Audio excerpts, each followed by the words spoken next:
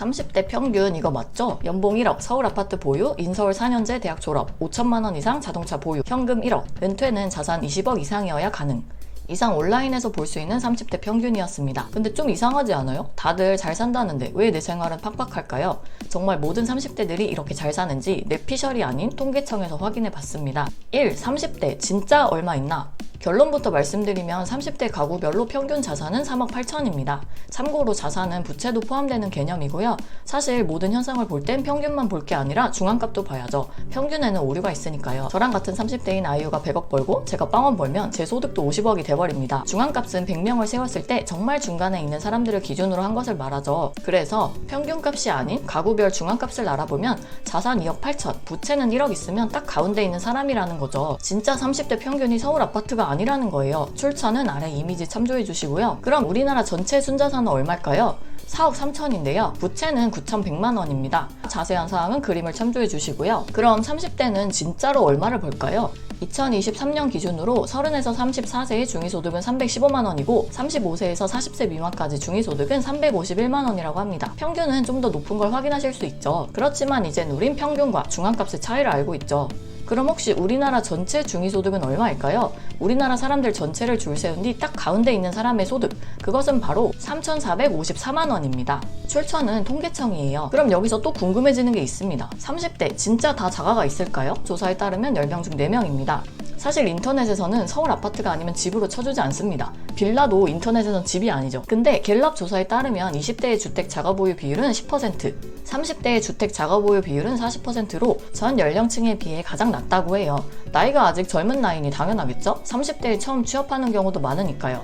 또 국토교통부의 주거실태 조사도 흥미로운데요. 청년 가구는 대부분 임차로 거주하고 있고 단독주택에 거주하는 비율이 가장 높은 것으로 나타났다고 해요. 청년 가구란 가구주의 연령이 만 19세 이상, 만 34세 이하인 가구입니다. 국토교통부의 보도자료에서 확인할 수 있습니다. 다음으로 30대가 아닌 우리나라 전체 자가 보유율은 얼마일까요? 60%입니다. 그럼 다들 그렇게 흔하다고 얘기하는 30대 중 서울 아파트를 보유한 소유자 수는 과연 몇 명일까요? 10명 중 2명이 채 안 됩니다. 전체의 18.2%에 불과해요. 그럼 이들이 보유한 주택 자산가액은 대충 얼마 정도일까요? 보통 30대는 0.6억에서 3억 사이에 가장 많이 분포하고 있습니다. 이 역시 그림을 참조해 주시고요. 그럼 다들 본인 소득에는 얼마나 만족하고 있을까요? 30대 중 소득이 있는 10명 중 4명은 본인 소득에 불만을 갖고 있습니다. 소득 있는 100% 중 중간을 제외하고 28.5%가 본인 소득에 만족하고 42.4%가 불만족하고 있습니다. 그러면 소득 말고 소비 만족도는 어떻게 될까요? 30대는 소비 생활에 10명 중 3명이 불만을 가지고 있습니다. 근데 물론 이건 물가가 너무 비싸고 또 30대가 자취를 할 경우 더 불만족할 수는 있다고 생각이 되네요. 이 역시 출처는 통계청입니다.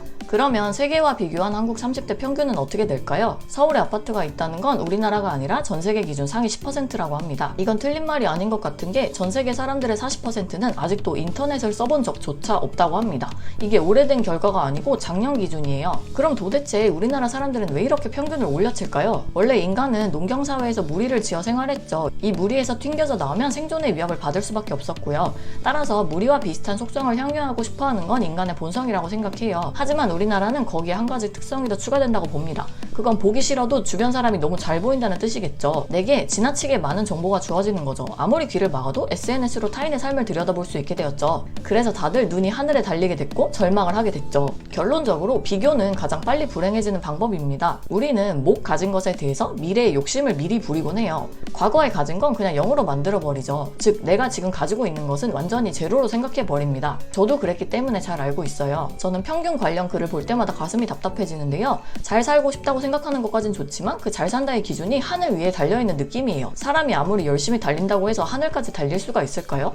게다가 다들 평균을 고려하는 요소로 자산만 생각하는 게 좀 아쉽습니다. 물론 가장 쉽게 측정할 수 있어 그렇겠지만 다른 경제 선진국들이 인생 1순위로 가족을 뽑은 것에 비해서 우리나라만 돈으로 답하기도 했죠. 정신적인 건강의 평균, 체력의 평균 이런 거는 평균으로 아예 쳐주지 않는 것 같고 사람들도 별로 관심이 없는 것 같습니다. 우리가 인터넷에서 은퇴자금 얼마 필요하냐 하고 물어봤을 때 댓글에 다들 20억, 30억 이렇게 허무맹랑한 목표가 많이 달리는데요. 저는 그렇게 허들이 높은 목표보다는 정말 현실적인 목표부터 정해서 차곡차곡 해나가는 게 좋지 않을까 생각을 합니다. 다들 내 앞에 있는 사람을 제끼기 위해 숨차게 달려나가기만 하는 것보다 내가 중요하게 생각하는 가치가 뭔지 정말 생각해보면 좋지 않을까 싶어요. 그럼 긴 영상 봐주셔서 감사하고 재택꿈이었습니다. 감사합니다.